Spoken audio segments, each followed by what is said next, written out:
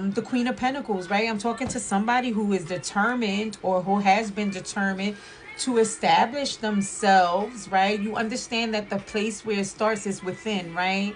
There was this thing about, getting your shit together, healing, looking at the patterns that you believe, understanding the family you came from, not being ashamed of it, right?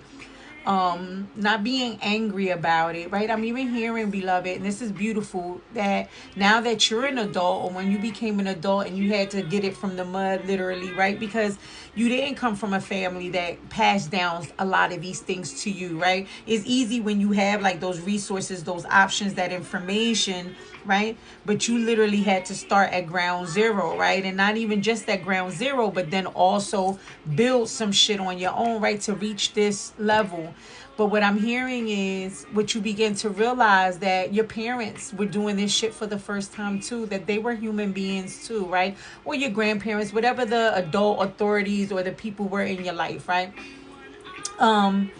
That they was trying to figure this shit out, right? That it wasn't so personal, that maybe necessarily they didn't hate you, right? That they tried and was trying to figure this thing called life the fuck out too, right? There's something about that, right? And that has helped you even ground yourself a little bit more, right? Because Pentacles is grounded, right? That's 3D practical shit. That's tangible shit that we can see, right? Maybe you went to school, you got a job, you're doing well in your career, or you became established. Yeah,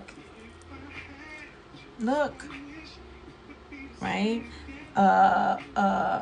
All it came upright, right? But I'm hearing that you did this. This is what's so beautiful, beloved, and the time is about. But listen, congratulations, because whoever I'm speaking to, male or female, you were able to do this, establish yourself in this Queen of Pentacles position, even though you struggled with a lot of the blockages and the stuckness, right?